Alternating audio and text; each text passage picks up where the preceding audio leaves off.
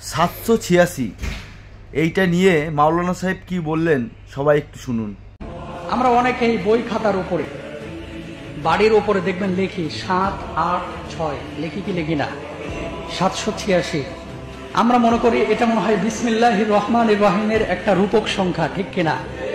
আপনারা মানে আশ্চর্যান্বিত হয়ে যাবেন, বিস্মিত হয়ে যাবেন, অবাক হয়ে যাবেন।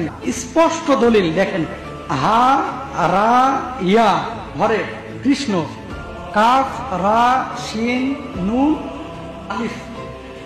বুঝতে পেরেছেন? এটা কি? হরে কৃষ্ণ। দোকানের বিশেষ করে যত হিসাব, অনেক মসজিদের উপরও আমি দেখেছি গেটে লেখা 7, 8, 6।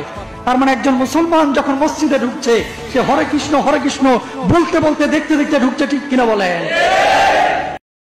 যাই হোক না কেন, তোমরা ভুল পথে চলে গেছো, তাই তোমাদেরকে সঠিক পথে একদিন নিয়ে আসবোই আসবো। আল্লাহ বলো, রাম বলো, যেই বলো, সব এক। হরে কৃষ্ণ সবাইকে বলতেই হবে, রামের নাম নিতেই হবে।